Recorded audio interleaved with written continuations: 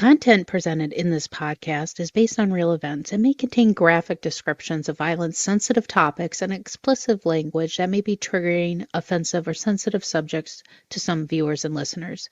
Discretion is advised. The purpose of this podcast is to explore and discuss true crime cases for entertainment and educational purposes only.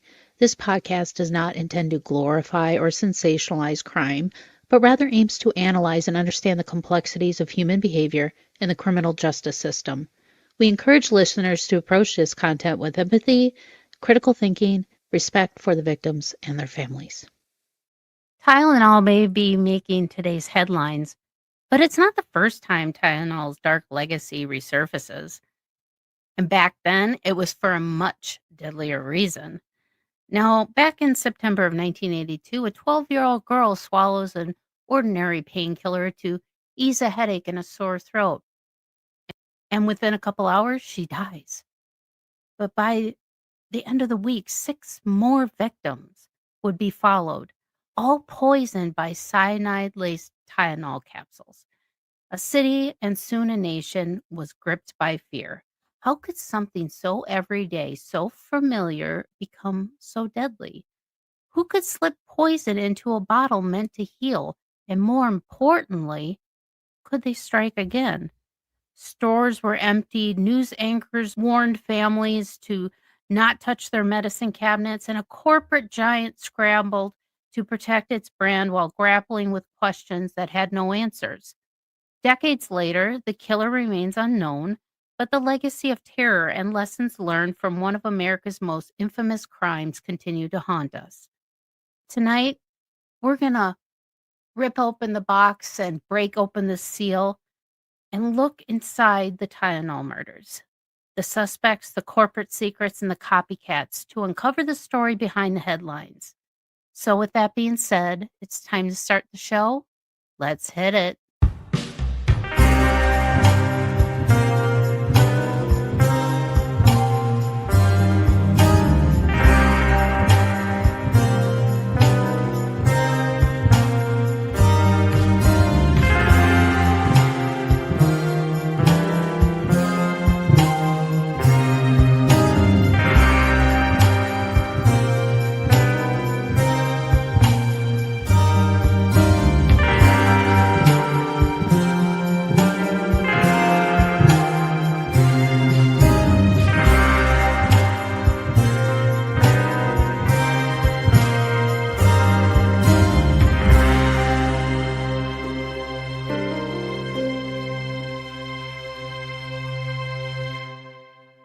Hi, and welcome to another episode of Mysteries, Mayhem, and Merlot. I'm your host, Winnie Schrader.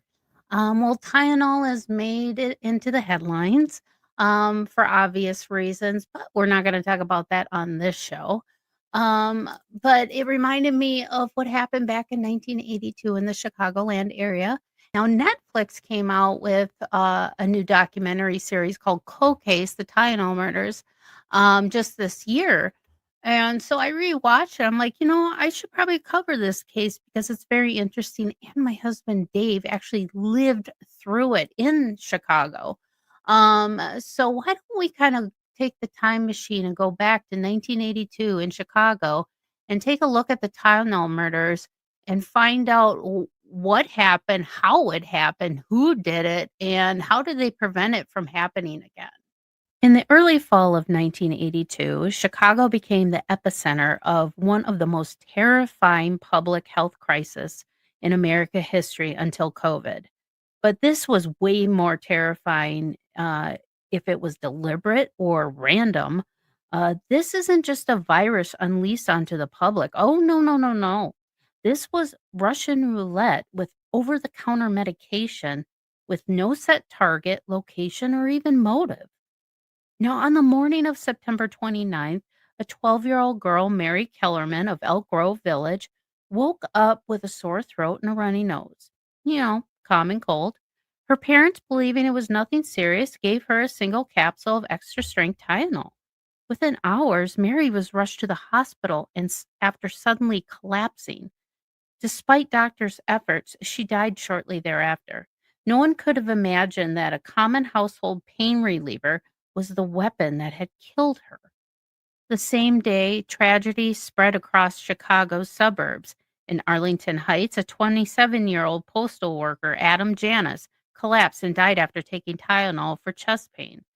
Grief-stricken, his family gathered at his home. His brother Stanley, 25, and Stanley's wife, Teresa, 19, each took a capsule from the very same bottle Adam had used.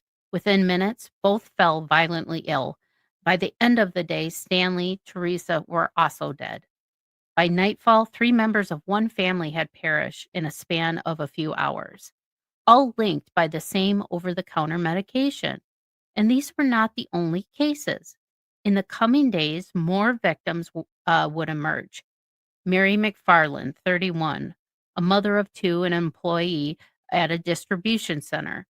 Mary Reiner, 27, who had just given birth to her 4th child. And Paula Prince, 35, a United Airlines flight attendant who was found lifeless in her Chicago apartment with an open bottle of Tylenol nearby. 7 lives in total cut short in a matter of days. We would like them to get it out of their home. This product may be contaminated with cyanide. Cyanide happens to be a drug that can cause sudden death. Paula was murdered. She was just murdered. This could go on for quite a while, or it could resolve itself very quickly. It was the beginning of a nightmare for Chicago, a nightmare that is still not over for some. 7 people were dead because someone had laced capsules of extra-strength Tylenol with cyanide. And there was fear more people, more innocent people, would die. The victims could give no answers. The only common thread was Tylenol. The dead included a postal worker, a newly married couple, a flight attendant, 7 random victims from all walks of life. The cyanide snuffed out lives in Elk Grove Village, Winfield, Lombard, Chicago, and 3 lives in Arlington Heights.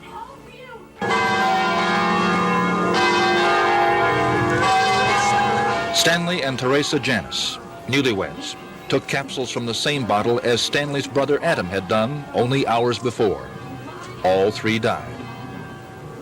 Now a family who had celebrated a wedding was in mourning. Teresa's parents and brothers say losing her has changed their lives. They destroy lives to my daughter. I just can't believe it. Somebody tried to play a game for themselves to destroy somebody else, but in other words, they destroy people's life. Even they don't know them. It's very, very painful for us. It's like a match made in heaven. You know, it was the best wedding I've ever been to. It was nice. You know, they're just perfect people. You know, they're just, it's like life was made for them, you know. The questions who and why screamed for answers. Law enforcement agencies formed a task force to begin sorting out a jigsaw puzzle with pieces that, so far, didn't fit. The capsules came off the shelves. The testing began. The public called in leads to police. And then Attorney General Tyrone Fainer would face reporters and cameras. The focus of our investigation and the homicides we are investigating resulted from cyanide and cyanide poisoning. The turning point in the investigation came thanks to a sharp-eyed nurse, Helen Jensen, Arlington Heights' only public health official. Assigned to help with Janis' family's case, she visited their home and spotted a recently purchased bottle of Tylenol sitting on the kitchen counter. Noticing that the 6 capsules were missing, and Jensen's suspicion was immediate. The pills might be the common thread between the sudden clusters of death. She passed the bottle and receipt to investigator Nick Pichos, who relayed the evidence to Dr. Edmund Donahue, Deputy Chief Medical Examiner of Cook County. Now, Donahue had a hunch, cyanide poisoning. He instructed Pichos to smell the capsules. When he reported the faint odor of almonds, an indicator of cyanide, Donahue called in the county chief's toxicologist, Michael Schaefer. Testing confirmed their worst fear. 4 of the 44 capsules in Janis' bottle contained nearly 3 times the lethal dose of potassium cyanide. By then, the deaths could no longer be dismissed as a coincidence. At a hastily called press conference, authorities delivered a chilling warning to the public: stop taking Tylenol immediately. The scope of the crisis grew rapidly. Paramedics, by chance, had inventoried the Tylenol bottle used by young Mary Kellerman. Investigators discovered that her bottle and the Janus family bottle came from the same lot number, MC2880. Johnson & Johnson, the maker of Tylenol, quickly recalled that lot. But when tests revealed that the other victims' bottles came from different lots, including 1910 MD and MB2738, it became clear the tampering wasn't confined to a single batch. The recall expanded to cover every bottle of extra-strength Tylenol capsules sold in the Chicago area. Today, Tylenol bottles filled with capsules, tablets, and liquid were coming in by the thousands to the basement of the Daly Center, where Department of Health workers were logging and sorting them for testing. At this time, Roger, we have analyzed in excess of 39,000 capsules, an equal number of tablets. In response to your next inquiry, which is going to be how much has come in here, I can best describe it to you in terms of tons. Have you found any with cyanide? At this point, we have not. Soon, contaminated bottles were being traced to shelves across the region. Jewel Foods in Arlington Heights and Elk Grove Village, and Osco Drug in Schaumburg, Walgreens and Dominic's in Chicago, and Frank's Finer Foods in Winfield. One unopened bottle even was purchased by Linda Morgan, wife of Judge Lewis Morgan, who later admitted she hesitated to take the pills because something felt off. That hesitation likely saved her life.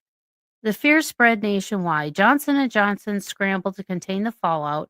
The company halted Tylenol's production and advertising, sent urgent warnings to hospitals and distributors, and eventually issued a sweeping nationwide recall on October 5th, 1982. More than 31 million bottles, valued over $100 million at that time, were pulled from shelves, making it one of the largest recalls in U.S. history. Television and newspaper ads pleading with consumers, do not take Tylenol products containing acetaminophen capsules. To rebuild trust, the company offered to exchange any Tylenol capsules already purchased for safer solid tablets. The scare was not limited to the United States. Airports around the world began asking travelers arriving from America whether they were carrying Tylenol in their luggage. The cyanide murders had transformed a household staple into an object of dread, shaking the public's faith in the safety of even the most ordinary consumer products. As investigators pieced together the evidence, a chilling truth began to emerge. The deadly Tylenol capsules had not been poisoned during the manufacturing process. Testing revealed that the bottles linked to the deaths had come from two separate Johnson & Johnson facilities, one in Pennsylvania and the other one in Texas. This eliminated the possibility of contamination at the source. Instead, the evidence pointed to a far more sinister scenario. Someone had walked into local stores, quickly removed Tylenol bottles from the shelves, laced the random capsules with potassium cyanide, and then just quickly returned the packages to be purchased by an unsuspecting customer. It was a terrifying realization. The killer had turned ordinary stores into unwitting delivery systems for murder. Today, Johnson & Johnson, the parent company of the firm that manufactures Tylenol, has hired a suburban Northbrook firm, the Intertel Security Company, to investigate the Tylenol deaths. And in Washington, the head of Johnson & Johnson spoke out. Wayne Nelson feels somebody has it in for his company. All I can tell you is it's another deliberate attempt to sabotage the product. I am indicating that this is a clear-cut example of indiscriminate murder. Meanwhile, in Fort Washington, Pennsylvania, where Johnson & Johnson's subsidiary, McNeil Consumer Products, makes Tylenol, Michael Schaefer, the chief toxicologist of the Cook County Medical Examiner's Office, toured the plant. Outside the facility, Schaefer told R.I.J. Hudson that he was satisfied that no cyanide contamination occurred in the plant. Unequivocally, yes, I would say that. With no suspect in custody or clear motive, investigators turned to a creative strategy to draw the perpetrator out. Now, in 1983, the FBI approached Chicago's Tribune columnist Bob Greene with an unusual request. Working with the consent of grieving Kellerman family, Greene published the address and gravesite of the youngest victim, 12-year-old Mary Kellerman. The idea proposed by famed FBI profiler John Douglas was simple but risky. The killer, fascinated by his own crime, might be compelled to revisit a victim's home or grave once he knew the public was aware of the locations. Now, both the Kellerman home and Mary's grave was placed under 24-hour surveillance for months. Cameras recorded every visitor, every flower left behind, every passerby who lingered too long. Yet, despite the effort, the killer never appeared. Meanwhile, another potential lead surfaced. A Walgreens security camera captured what would become one of the most haunting images of the case. United Airlines flight attendant Paula Prince purchasing the very bottle of Tylenol that would end her life. In the frame, Prince could be seen at a checkout counter at 1601 North Wells Street in Chicago. Just behind her, investigators notice a man, a stranger with a beard, standing only a few feet away from her. Now, the Chicago Police Department released the still image to the public, suggesting that the bearded man might be the killer, or at least a key witness. The grainy photograph became a centerpiece of the manhunt, raising the unsettling possibility that the murderer had been close enough to watch Paula buy the poison pills that would seal her fate. From the moment investigators realized the deaths were not isolated tragedies, but linked by poison-laced Tylenol, one question haunted them more than any other. What kind of person does this? This wasn't a crime of passion, nor a targeted attack against a single individual. It was something far more chilling. Indiscriminate, faceless murder to poison medicine on store shelves was to murder at random without ever seeing the victims. The killer would remain invisible, blending into the crowd while watching chaos unfold on the nightly news. Now, Douglas believed the person behind the poisoning craved power and control. This was someone who wanted to strike terror into everyday life, to prove he could bend society to his will with something as small as ordinary as a pill. Yet, profilers also suspected that the killer was organized enough to plan and execute the tampering without drawing attention.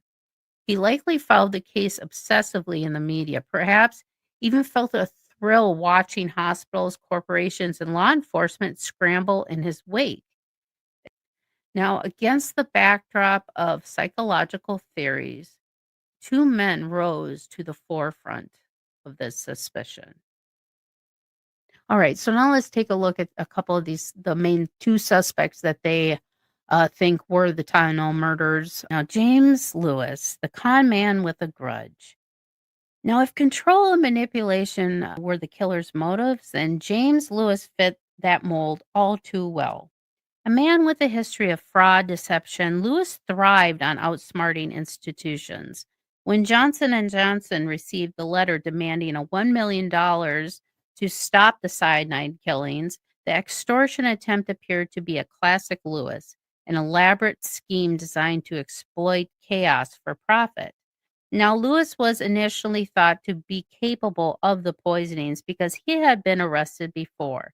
One of his clients, Ray West, who actually became a good friend of his, was found dismembered in the attic of his own home, and authorities found a forged check that Lewis tried to cash from the client's account.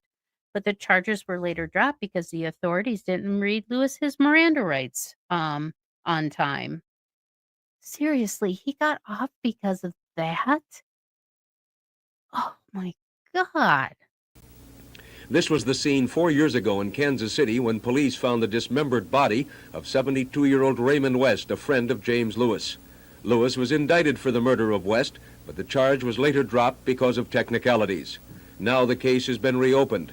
FBI lab tests found Lewis's fingerprints on a pulley used to hoist West's body. But despite massive publicity and a nationwide search for Lewis and his wife Leanne, no trace of the missing couple has been found. The couple vanished on September 3rd.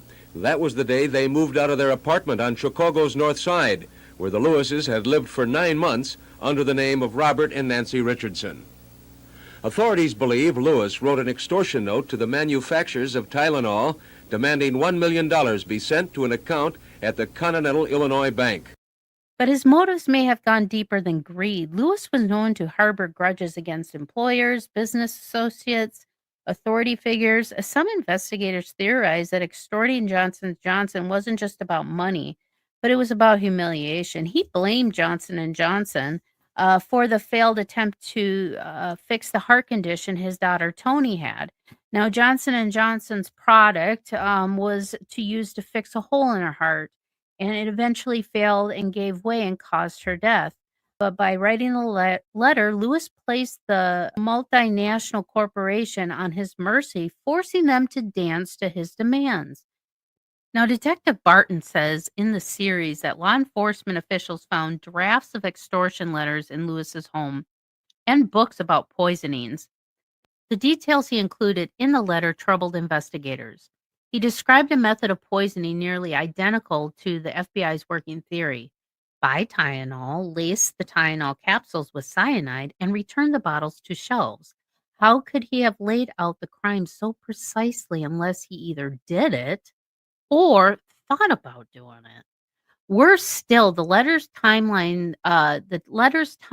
raised red flags. It was postmarked October 1st, 1982, just days after the first murders. Now, Lewis admitted he had spent 3 days drafting it. So if this is true, that meant he started drafting the letter before the public even knew the killings were linked to Tylenol. Now, that's a chilling possibility, and insider knowledge would have was enough for the Department of Justice to quickly conclude years later that Lewis was the killer, even if the evidence never reached the threshold for charges. In the documentary on Netflix, Cold Case, The Tylenol Murders, documentarians Yotam Gwendelman and Ari Pines, Lewis said, chuckling at the end of the first episode, "I wouldn't hurt anybody." The series ends, though, with him saying, "You can keep asking me questions forever and ever. If you ever come up with a technology which allows you to read my mind, then you won't find anything incriminating." They never had any forensic evidence actually to pin him to the murders, Gwendelman explains. Now, as the former Chicago police superintendent, Richard Bresnik, put it, James Lewis was an asshole, but he wasn't the Tylenol killer. Now, the Netflix interview for this series turned out to be his last interview before his death on July 9th, 2023. Now, as to why Lewis participated, Gwendelman says he just enjoys the attention and got a kick out of being seen as a mastermind of crime who escaped justice. Pines added, he liked to be regarded as the Tylenol man without having to sit in prison for it. Psychologically, Lewis was seen as cunning, narcissistic, and manipulative, the profile of someone who wanted recognition, even if it was only through fear. Now, another suspect, Roger Arnold, the erratic outsider. Where Lewis was cold and calculating, Roger Arnold was unstable and impulsive. A dock worker at a Jewel Osco in Melrose Park, Arnold's life had spiraled out of control after his marriage collapsed. He drank heavily, obsessed over conspiracies, and began telling acquaintances that he possessed potassium cyanide. Unlike Lewis, though, Arnold wasn't demanding money or power. His possible motive was murkier. Some speculated he wanted notoriety. Others believed that he was consumed by anger and paranoia, lashing out at the world he believed he was wronged. He was linked to the case through unsettling coincidences. He had once worked with the father of victim Mary Reiner, and his wife had been treated at a hospital near where Reiner bought her fatal bottle.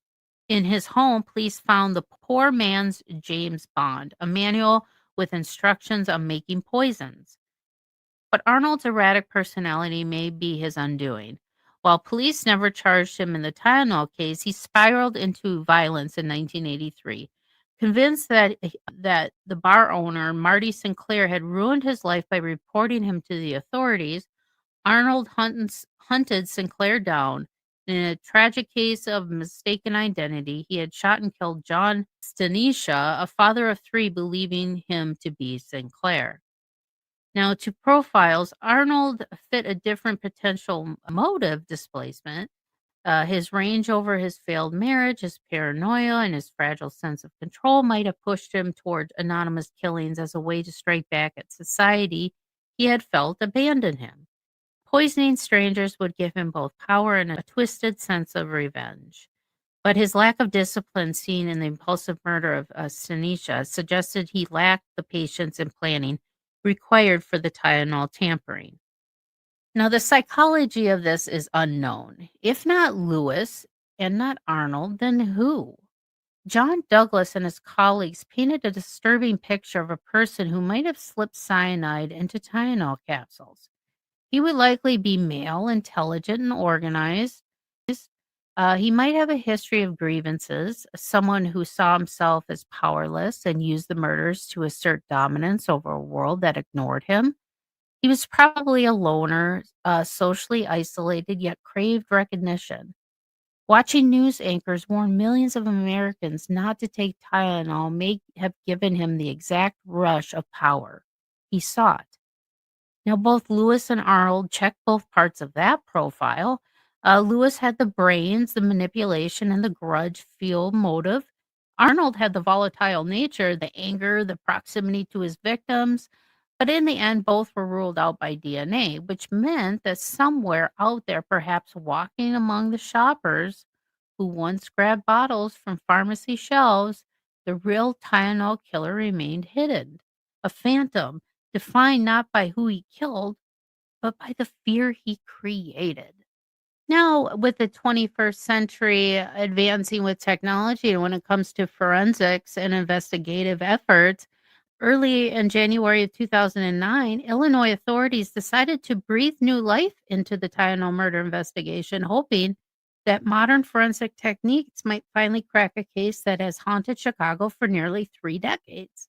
Federal agents descended on Cambridge, Massachusetts, home of James Lewis, the man forever tethered to the case because of his extortion letter, and seized multiple items. Through officials refused to provide specifics, their silence spoke volumes. The FBI hinted that they were not done with Lewis yet, but without definitive proof, he remained the suspect who always hovered near the center, but never quite in the bullseye. By 2010, law enforcement tried a more scientific approach. DNA samples were collected from Lewis and from Roger Arnold, the dock worker who had once bragged about possessing potassium cyanide. Now, in Arnold's case, his body was even exhumed so that the investigators could obtain a usable femur sample. Yet, to the frustration of the authorities, neither man's DNA matched the evidence recovered from the poisoned Tylenol bottles. Once again, the prime suspect slipped away, shielded not by alibis or airtight defenses, but by lack of physical proof. The 25th anniversary of the killings had stirred public memory, reigniting pressure on investigators in a written statement. The renewed push wasn't purely investigative, it was also symbolic. Now, further given the many recent advances in forensic technology, it was only natural that a second look be taken at the case and recovered evidence. Now, the case also took a bizarre twist in 2011 when FBI requested DNA samples from none other than the infamous Unabomber, Ted Kaczynski. At first glance, the connection seemed far-fetched. Kaczynski was known for mailing bombs, not lacing medicine bottles, but circumstantial evidence overlap was enough to raise eyebrows. His first 4 bombings had occurred in Chicago around 1978 to 1980, placing him in the right place at the right time, adding fuel to speculation that his parents own a home in Lombard, Illinois, in 1982, where he occasionally stayed. Now, could Kaczynski, already seething with anti-technology rage and distrust of corporations, have staged an attack on Johnson & Johnson as an early act of domestic terror? Some theorize that poisoning a ubiquitous household product like Tylenol would have been an efficient way to sow fear in society. a goal consistent with the later bombings. But when confronted, Kaczynski denied ever possessing potassium cyanide and dismissed any involvement in the poisonings. Despite the fresh DNA sweeps and new suspect angles, the results left investigators in the same frustrating position. The Tylenol killer was still a ghost, leaving behind only speculation, shattered families, and a trail of fear that stretched well known into the 21st century. But there were copycats. There's always a copycat. Well, let's take a look at some of these copycat ones. Now, the Tylenol murders didn't just terrify the nation in 1982, they inspired a wave of chaos across the United States. Within days of the Chicago deaths, reports of tampered medicine bottles and household products surged nationwide. Some hoaxes fueled by panic, others were malicious intentions, and a few proved just as deadly. The original crime had demonstrated how fragile public trust in consumer goods really was, and opportunists, attention seekers, and killers all seized the moment on that fear. Now, by 1986, tragedy struck again. 3 additional deaths were linked to cyanide-laced gelatin capsules. Among them were 23-year-old Diane Ellsworth, who collapsed after taking Extra-Strength Tylenol in Yonkers, New York. Her poisoning sent shockwaves throughout the country and still scarred from 1982, reinforcing the idea that the killer or someone inspired by them could strike anywhere at any time. But the most notorious copycat case unfolded in Washington state. There, Susan Snow and Bruce Nickel died after consuming cyanide-tainted Excedrin capsules. Investigators eventually uncovered a chilling motive. Bruce's wife, Stella Nickel, had deliberately poisoned the bottles. Her goal was financial, collecting life insurance on her husband. But she went further, lacing an additional bottle to make his death looked like a part of a random product tampering spree. Now, Stella calculated cruelty left behind 2 bodies and earned her a conviction for murder. Her case became infamous not just as a copycat crime, but proof as how a greed could twist someone into using public fears to cover up for her own personal gain. That same year, consumer confidence was shaken again with Procter & Gamble's pain reliever, Incaprin, was pulled from the shelves after a spiking hoax in Chicago and Detroit. There, no one died, but the scare destroyed the company's product's reputation and forced the company to abandon it altogether. The Tylenol killer's shadow had grown so long that even rumors could kill a brand. Now, Washington state saw another deadly chapter in 1991 with the Sudafed poisonings. Kathleen Danker and Stanley McWhorter died while Jennifer Melling barely survived after slipping into a coma from a poison dose. The culprit turned out to be Jennifer's own husband, Joseph Melling, and engineered the attack in the sinister blend of financial desperation and domestic abuse. By poisoning random boxes, Melling hoped to disguise his wife's attempted murder as part of a wider tampering outbreak. Instead, his plan unraveled in court, and he was sentenced to life in prison. Not all cases were clear-cut, though. Now, in 1986, the University of Texas student Kenneth Ferries was discovered dead in his apartment, killed by cyanide-laced anacin capsules.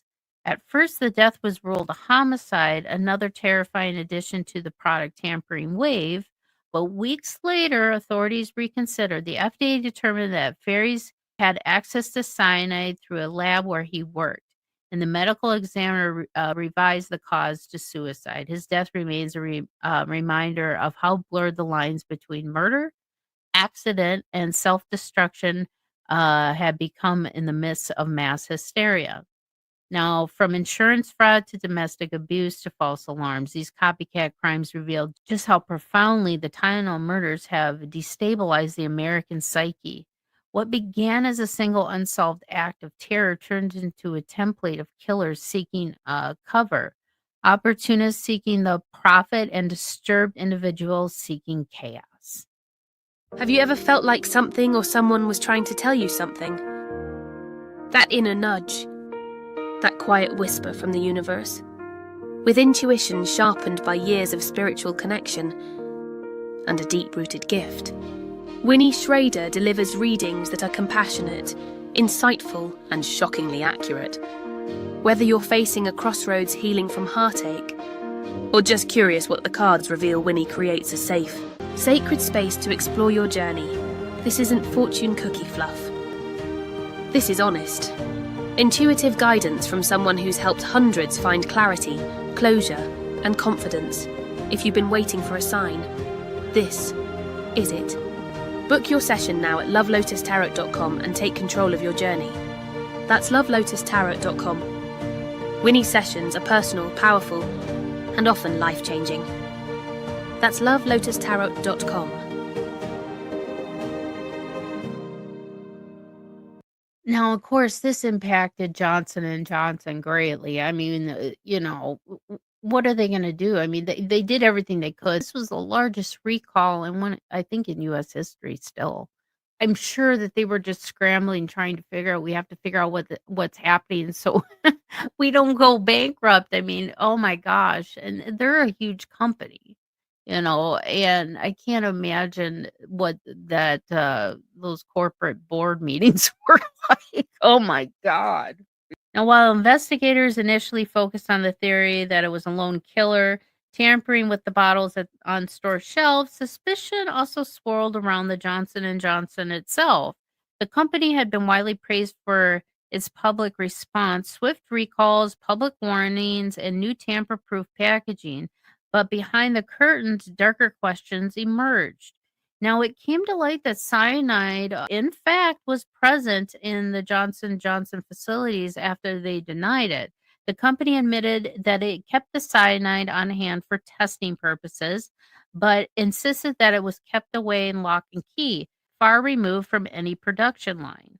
Now, this reassurance, however, began to unravel. Former employees and internal reports suggested that the controls were nowhere near as airtight as advertising. Cyanide was stored in areas with limited oversight, and security protocols were inconsistent at best. For critics, this raised a disturbing possibility. The poison may have not been introduced in the store at all, but it could have came straight from inside the factory. If cyanide was accessible within Johnson & Johnson operations, the implications were staggering. Was this a case of corporate negligence, with an insider slipping poison into capsules during production? Or worse, was the company covering up a contamination problem to protect its image? Johnson & Johnson had billions of dollars in global reputation at stake, giving it every incentive to distance itself from any suggestion that the poison originated under its own roof.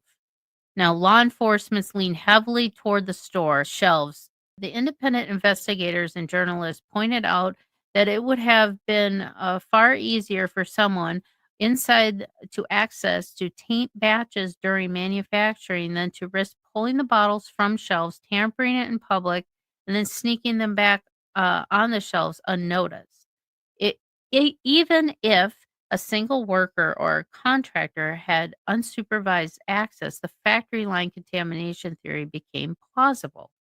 Now, Johnson & Johnson's public narrative that cyanide was locked away under controlled and never near production clashed with emerging evidence of lax security and poor chemical management. With no smoking gun ever tied to the poisonings directly to the company's plants, the fact that cyanide was present at all deepened public mistrust. Now, the irony was bitter. The company was lauded as a model of corporate responsibility for how it handled the crisis publicly. Yet behind the scenes, the possibility lingered that its own vulnerabilities may have enabled the tragedy in the first place. And then the documentary, they mentioned that they use it for testing purposes. Well, what are you testing for? Well, does that mean the process of Tylenol can create potassium cyanide? I don't know why they're using potassium cyanide. What are they testing for with it? That's what I don't understand. The aftermath of the Tylenol murders were not only a public health disaster, but also a financial one. Johnson & Johnson's subsidiary, McNeil Laboratories, the maker of Tylenol, quickly submitted an insurance claim to the affiliated FM Insurance to cover the enormous cost of recalling millions of bottles from across the United States. The claim was rejected. The denial hinged on the crucial detail that Johnson & Johnson had chosen not to purchase specialized recall insurance, an additional layer of protection that would have covered exactly this type of catastrophe. Instead, the company relied on standard liability coverage only, which only applied if damages were directly caused by Johnson & Johnson's actions. Since the cyanide-laced capsules were deemed the result of criminal tampering by an unknown third party, the affiliated FM Insurance argued that the recall was a preventative measure, not a liability. So, in other words, the insurance company claimed that deaths may have triggered the recall, but the recall itself was not a direct liability event. McNeil Laboratories pushed back, though, filing lawsuits and arguing that its excess liability policy should have covered the recall and the staggering associated expenses. Courts repeatedly rejected the claim, stating bluntly that the recall was at best merely related to the 7 deaths rather than directly caused by them. This left Johnson & Johnson to shoulder with the financial burden of one of the most expensive recalls in pharmaceutical history. By 1991, Johnson & Johnson settled quickly with the families of the victims for an undisclosed amount. Now, Robert Niffen, a company spokesperson, stressed that while the corporation never had foreseen or prevented such a criminal tampering, it wanted to help families achieve closure and finally get the tragic event behind us. Though the statement painted Johnson & Johnson as compassionate, critics noted it was also a shrewd move to close the door on potential long-term liability and restore public trust in its brand. Now, the company's public relations strategy, masterminded by Harold Burson on the powerhouse PR firm Burson Marsteller, became a textbook example of crisis management. Johnson & Johnson projected transparency and accountability, pulling products from the shelves, running public safety campaigns, and promising reform, even if it fought tooth and nail in court to avoid financial responsibility. This is the reason why we have to get tools to get into pill bottles now, because of this issue. But obviously, it's like a bittersweet thing. It's a double-edged sword. You have to have those products protected so they can't be tampered with. So there's, seals and labels. And, oh my God, cotton and foil. And it's not easy when you have arthritis trying to get those at all. But it's a much needed thing. So let's kind of take a look and see what changes were made because of this issue. Now, if there's one lasting legacy of the Tylenol murders, it was change. The tragedy forced an entire industry to confront the vulnerabilities. Now, at the time, over-the-counter medication frequently came in powdered-filled gelatin capsules, cheap, easy to swallow, and even easier to manipulate. A malicious actor could open a capsule, replace the powder with poison, and snap it shut with a little evidence of tampering with it. Now, after 1982, the FDA stepped it up with sweeping new regulations. Companies were required to use tamper-evident packaging, which means induction of seals, shrink wrap, foil seals, and other barriers that made tampering visible. Now, capsules began to vanish from shelves, replacing by caplets. Those are the more solid compressed tablets. And a lot of them come in the same familiar shapes as a capsule, but they're impossible to pull apart, or you can't, refill it with another substance. Now, at the legislative level, the U.S. government made product tampering a federal crime, carrying severe penalties. This new law became instrumental just a few years later with the Excedrin cyanide case, where Stella Nichol was convicted of murdering her husband, Bruce Nichol, and killing another woman, Susan Snow, through the poisoned capsules. Nichol's conviction, which carried a 90-year sentence, was possibly only because of the federal tampering statutes born out of the Tylenol tragedy. Now, the ripple effects extended beyond pharmaceuticals. Food and consumer good companies rushed to adopt tamper-proof packaging, from vacuum-sealed jars to safety rings on soda bottles. Now, the Tylenol murders permanently reshaped the relationship between consumers, corporations, and safety. For Johnson & Johnson, it was a paradox. The same tragedy that cost lives, destroyed trust, and drained resources, who elevated the company's reputation as a model of crisis management. The Tylenol murders remain one of the most chilling, influential crimes in American history. 7 innocent lives were lost. Countless more were taken by fear, and trusted household brand names were forever changed. Despite decades of investigation, suspects, and theories, the identity of the killer has never been proven. Despite decades of investigation, suspects, and theories, the identity of the killer has never been proven. And yet, the central question lingers like a faint, bitter smell of almonds. Who poisoned these pills and why? Was it a disgruntled outsider, a manipulative extortionist, an unstable worker with inside access, or someone whose motive has long been buried with time? For now, more than 40 years later, the Tylenol murders remain unsolved, a reminder that even more ordinary objects can carry extraordinary dangers, and that some mysteries, no matter how heavily investigated, may never find their answers. Well, somebody very, very close to me, lived through this Tylenol scare, so I wanted to get him on, and none other than my husband, Dave Schrader. Welcome to the show again. Where are you? Oh my goodness, you're so dramatic. I'm coming in like the Reaper, baby. Coming in like the Reaper. Listen, let me tell you about this. I want to set the stage. I want to take you back a few years before the Tylenol scare. I grew up in and around the Chicagoland area, about 22 miles west of Chicago, maybe about 12 miles west of a town called Des Plaines. And 78, 79 unfolded this nightmare scenario of a mass murderer by the name of John Wayne Gacy. And I remember I was a kid at this time. I mean, I was young. I was 11, 12 years old, and hearing the atrocities. And I remember, they've uncovered 3 bodies later on that afternoon. I was downtown Chicago with my dad and uncle and my cousin and my mom and my aunt, as news continued to break of the amount of bodies that they were uncovering. And it was just shock and awe.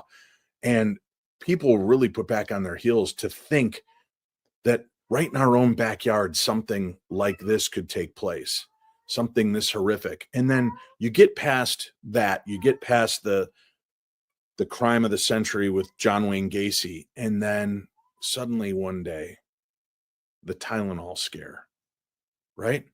And I remember how this thing unfolded, and the fact that there was this mysterious death or 2 that had occurred, and people couldn't figure out what caused it. And then the real trauma started, right? Because people went to these funerals and came back with horrible headaches, went to their cabinet, grabbed some Tylenol, and then they expired as well. And I think it happened to a few of the different family members. And that's how it was finally narrowed down to the Tylenol had been poisoned, right? So I remember being absolutely terrified. We took Tylenol. That's all we had in our house, right? Plus, I know I kept dislocating my knees all the time. So I was always on Tylenol and codeine. And I just had this fear that I was going to get a tainted batch. But then you sit back and you listen to what happened, and the concept that how vulnerable we were, that anybody could go in and just uncap it, take the pills apart, put poison back in, seal them, put them back, and put them on the shelves. And you'd never know. The fact that there wasn't bigger, better safety protocols in check. And here we are all of these years later, 40 some years later, right? And we're no closer to knowing what happened and who was really behind these crimes. So listen, again, I grew up in the 70s.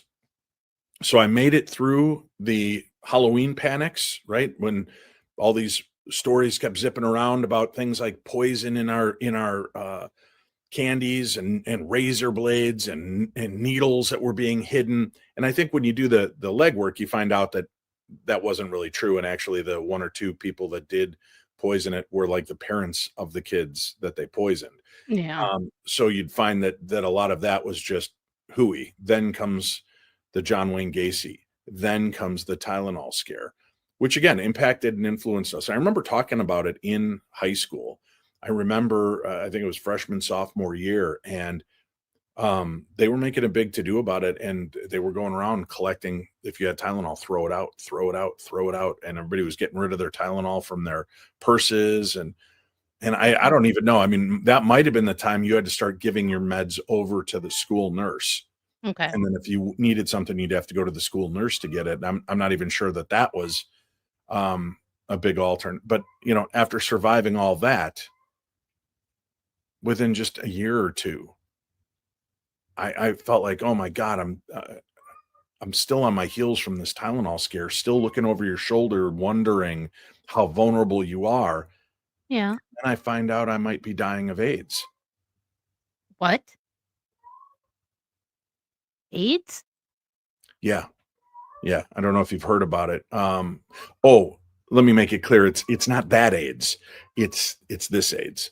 I was overweight and looked terrible, but AIDS helped me lose 46 pounds. The AIDS diet plan helped me lose 28 pounds. AIDS helps control your appetite so you lose weight, yet AIDS lets you taste, chew, and enjoy. And the appetite suppressant in AIDS is not a stimulant. AIDS helped me to lose 18 pounds, and it doesn't contain anything to make me nervous. Question: why take diet pills when you can enjoy AIDS? AIDS helps you lose weight without making you jittery. Now, for those of you that are just listening, that sounds like the worst commercial ever for a mass communicable disease. But what AIDS was back in 1982, 83 were these delicious little chocolate cubes. And my mom would buy them because she was worried about her weight, and she was a nurse. And then I would go in and eat them because they were chocolate squares. I didn't need to lose weight at that time. I was in peak form, almost like I am right now. And why is that funny? You find that funny? No. Anyway, so I eat these, and all of a sudden, news is breaking everywhere about AIDS. AIDS is killing people. AIDS is fast moving, and you're done. And I remember in a full-blown panic, I had to go talk to my mom, and I sat down and I said, "Mom, I think AIDS might be killing me." And she's like, "What? What? How did this happen?" I said, "Well, I kept sneaking them out of the cabinet and eating them." And she's like, "What are you talking about?" And I said, "Your AIDS cubes. I'm hearing all over the news again how AIDS is killing people." And my mom just looked at me and she said, "You are an idiot. That's a totally different things. That's an autoimmune deficiency syndrome. What you were eating is an appetite suppressant." But talk about bad timing. Right. The most unfortunate name ever to come at that time. And you'd think we would have learned our lesson. I'm just going to throw one little word out there, and I'm going to say it. A beer. Corona. Yes. Yeah. How Corona's killing everybody. The beer industry had to be freaking out about that, right? At least Corona. But yeah, it's funny how those little things kind of stick with you and they're in the back of your head. But I legitimately for a couple weeks, because I was too young to pay attention to the news, I just heard AIDS was killing people, and people were talking about AIDS in school, and you can get it from your friends and you can get it from the people you love, which again, thought you meant the little candy appetite suppressants. Oh man, I have a feeling your mom, I know exactly your mom's mindset in that moment when I had the floor gum incident with you. Hey, hey, listen, people don't realize just how vulnerable we are, right? I mean, listen, let's give the real story so that you're not just mocking a poor man. My daughter has type 1 diabetes. When we found out about it, this was back in the dark ages, we actually had to get up every 3 hours, finger poke, test her blood, make sure that it was on cue, go back to bed. Unless it was too high or too low, then you're up every 30, 40 minutes until you get them evened out. So I remember going to bed one night and I wake up and I've got that pasty yuck flavor in my mouth. And I'm like, what the heck I need some gum or something. And I get off the bed and I put my feet down and I look and there's 2 chiclets on the floor, which, listen, before you start judging, we have cats and I keep gum packets on my desk. So it's no question to me that they've just climbed up and knocked these down. So I grab the floor gum, threw it in my yapper, start chewing it. I walk in, I check on my daughter. As I begin checking on my daughter, my eyes start throbbing and my head starts spinning and my chest is tightening. I can't even tell you how bad it was getting. So my daughter's all worried because she's not feeling well and her blood sugar's a little high. And I'm like, honey, I'm gonna go to the bathroom real quick. I'll be right back. And I went in and I sat in the bathroom and I started trembling and I was sweating. And I'm like, what is wrong with me? I'm obviously dying because even this gum is not helping. My mouth still tastes like cats have pooped in it. This gum is unnatural. And I remember when my mom passed away from cancer, nothing tasted right. Everything tasted horrible. She said it literally tasted like poop. So I'm like chewing gum meant to freshen my mouth and it's not helping at all. And now my head's spinning, my chest is throbbing, my eyes are pulsing. I'm freaking out so much. My cat right now can't even tolerate it. Here, he's freaking out about this. Anyhow, he got into some bad floor gum too, apparently. I go in and I do the only thing I can. I kiss my daughter goodbye and I tell her I love her and I climb into bed. I throw out the gum and I lay there sweating and trembling. And finally I said those words. I said, Winnie, go get the kids. And she said, what do you mean go get the kids? I said, you need to go get the kids. This is it. This is the big one. I'm having a massive heart attack. I don't think I'm going to survive this. And she goes, well, what do you mean? Why would you say that? I woke up, my mouth tasted horrible, pasty. I ate 2 pieces of gum I found on the floor. And she goes, wait, you did what? This is a gum. I guess the cats knocked them off my desk. I threw them in my mouth. I chewed on them. That didn't even make my mouth taste better. And now I'm spinning, sweating, eyes throbbing, chest tight. I feel horrible. She goes, hey, dummy, those were my nicotine gum, which she takes because she has Crohn's and it helps her body function better. Yeah, we'll keep but it. Apparently had just kept loose tabs in her pocket, like some kind of Mengele, some kind of, Kevorkian, just trying to figure out how she can get rid of the weakest link in the house. Apparently that was me. She's just, I'm going to just sprinkle gum like the gum fairy. And I'm going to wake up, boom, there's gum. I'm thinking, God, my mouth is horrible. I need gum. Boom. The Lord delivered me gum. Or so I thought. No, it was just some little psychopath in a 5-foot body that just sprinkled poison gum on my floor. Yes, that's exactly what I did. Let's not just eat things off the floor. And I said, I don't want to live in a house or a society where I can't eat gum off the floor to kill the flavor thing that's pooped in my mouth while I was napping. I know, because that was the first thing out of my mouth was like, why would you eat gum off the floor? Why wouldn't you eat gum off the floor? It's got a protective candy shell. And I kissed it and held it to Jesus to clean before I chewed it. I'm not an animal. Oh, yeah, but I helped you. I helped flush it out of You laughed at me. You mocked me openly. You brought me on your show to try to humiliate and shame me. Oh, no, I didn't. No, I was overweight and looked terrible, but AIDS helped me lose 46 pounds. The AIDS diet plan helped me lose 28 pounds. AIDS helps control your appetite so you lose weight, yet AIDS lets you taste, chew, and enjoy. And the appetite suppressant in AIDS is not a stimulant. AIDS helped me to lose 18 pounds, and it doesn't contain anything to make me nervous. Question: why take diet pills when you can enjoy AIDS? AIDS helps you lose weight without making you jittery. Oh yeah, let's try to deflect. Let's just try to deflect on the fact that you almost murdered me with 2 pieces of nicotine gum, which I believe after I chewed them for 30 minutes, you informed me I just ate a pack of cigarettes. It was like just taking an entire pack of Camel, no filters, sticking them in my maw and chawing on them. Yeah, I know. Yeah, I felt bad. I did. I You mean, didn't feel bad. but I You was didn't. just You like, mocked me. You want to know the truth, folks?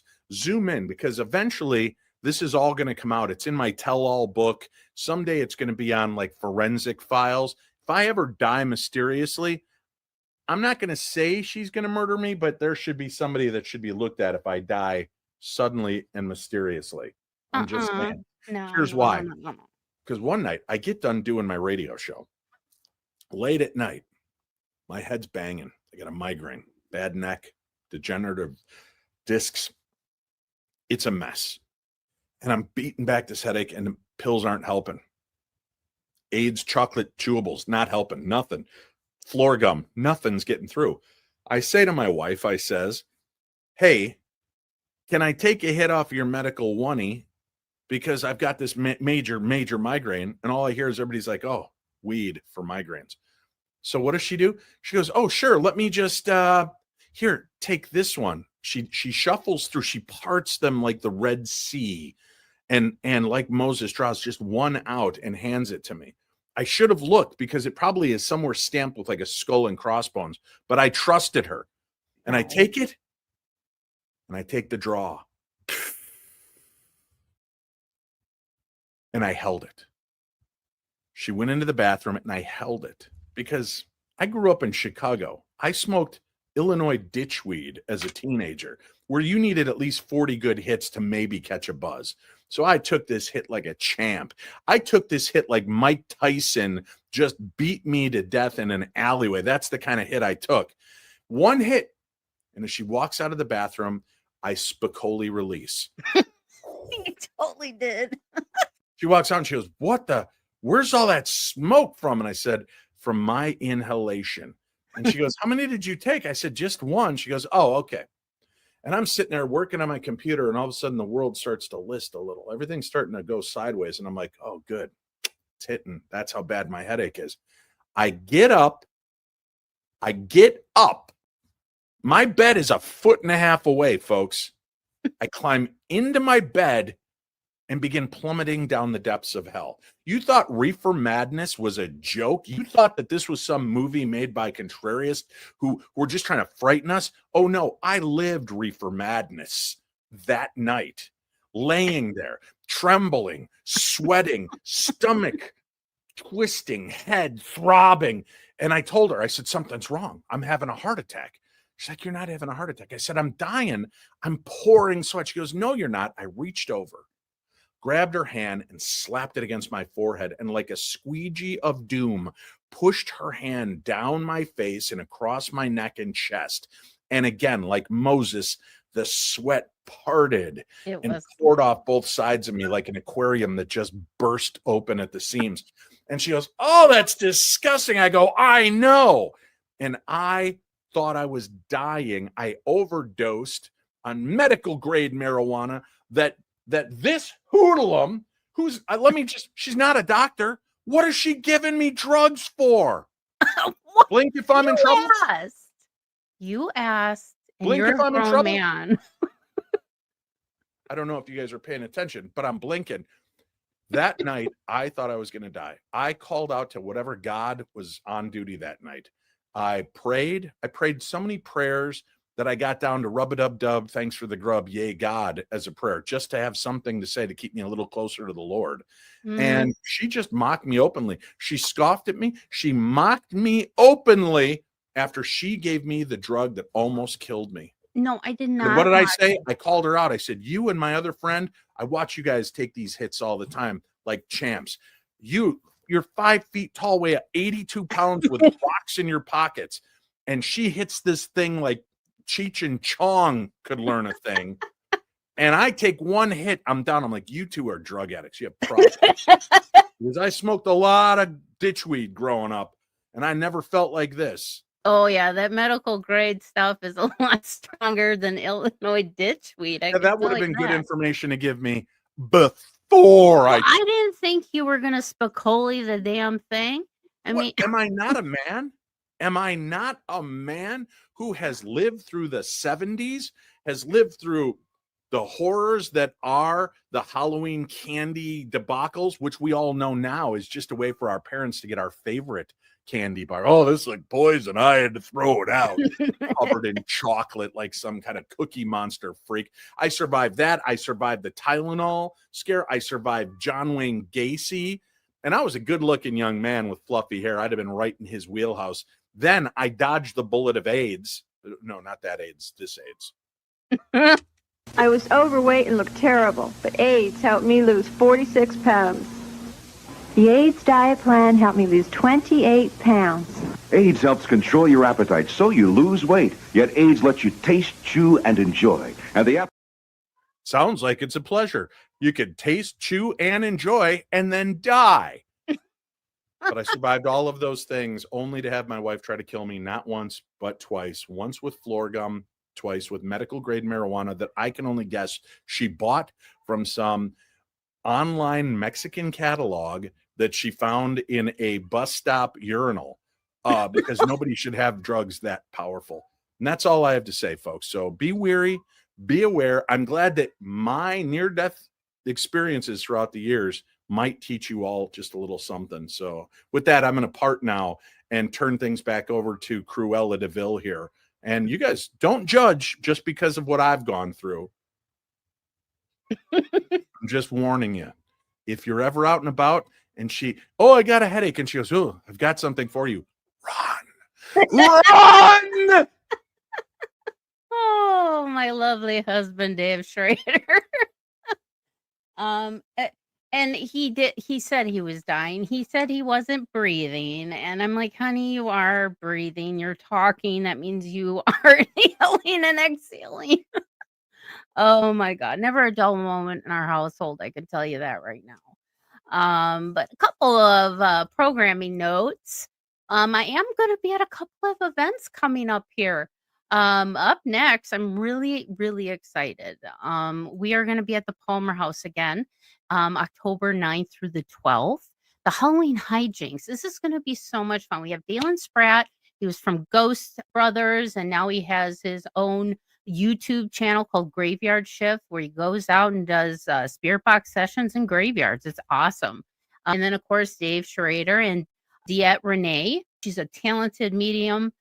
She's going to be there doing gallery readings. We're going to be doing ghost hunts, presentations. I'm going to be there doing tarot readings. Again, there will be a link for Darkness events in today's description. So please check that out. And another event coming up here, I have the Up North Paracon at the Minnesota Haunted Museum, November 8th this year. We have Shane Pittman, we have Dave Schrader, both with the new show, Paranormal Mysteries, which it's just blowing up everywhere. Everybody's loving it. I love the first episode. I'm not going to say anything about it because I know some people are still signing up. But yeah, go and I'm going to be there doing tarot readings.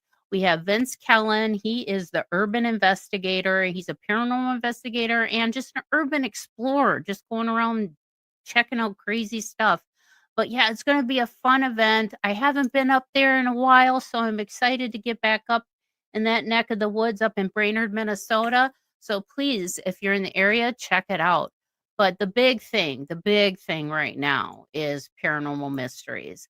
If you haven't heard about it, then I don't know where you've been. But if paranormal is your jam, this is the show for you. If paranormal is something you're kind of on the fence about, but are kind of interested, this is the show for you. Stream Beacon TV, go there, sign up, Paranormal Mysteries. It just premiered this last Friday was the first episode. And yes, Shane Pittman, Cindy Kays, and Dave Schrader are back together. They were together on the Holzer Files for 2 seasons. And we are so excited to have this series out. Each episode will air all the way up until October 31st on Halloween. So please make sure you go check it out. Again, it's at streambeacontv.com. Sign up for it, and I will have a link for that as well in today's show notes. And another really interesting thing that Dave has done is the Outer Edge documentary. Now, this is something a little different than what Dave has normally done in the past. This is kind of him exploring all things paranormal and what got him into the paranormal. And this documentary is fascinating. It is going to be seen October 18th here in the Twin Cities at the Twin Cities Film Festival. So we're really excited. If you're in the Twin Cities area, if there are tickets available, I will put a link for that. You guys can buy a ticket and come on out and see the premiere with us at the Twin Cities Film Festival on October 18th. So I'm really proud of Dave with this one. This one, like I said, he's still in the paranormal realm, but it's done a little differently. It's him checking out all aspects. And we even have Scott Walter from America on Earth in this documentary. We even have the Warren UFO incident that happened up north in Minnesota. We have Echo Bodine. I mean, so there's so many different aspects to the paranormal that touch base just in this documentary, The Outer Edge. So if you are in the Twin Cities, area and you would like to go, I will put a link for that in today's show notes as well. Check it out. And hopefully we can get it out, get it streaming, and that way everyone can enjoy The Outer Edge just as much as everybody else has so far. So we've got to see some of it, and I am blown away, and I'm excited, and I want to get this out there so bad, and I hope you guys love it just as much as I do, and just as much as Dave did, and appreciated the work that he put into it. So but other than that, that's pretty much all we have cooking. So, but also, if you guys would love a tarot reading, I do tarot readings at Love and Lotus Tarot. I would love to get to know you guys. So if that's something that interests you as well, please check out my link tree. You'll see the Love and Lotus tab. You can just click that. It'll take you right to my website, or you can go to lovelotustarot.com and you can book a tarot reading there. So, but other than that, thank you guys so much, and I hope to see you all next week. Thank you for joining me for another episode of Mysteries, Mayhem, and Merlot. And until our next case, my armchair detectives, stay safe, stay vigilant, and stay aware. I'll see you right here next week on Mysteries, Mayhem, and Merlot.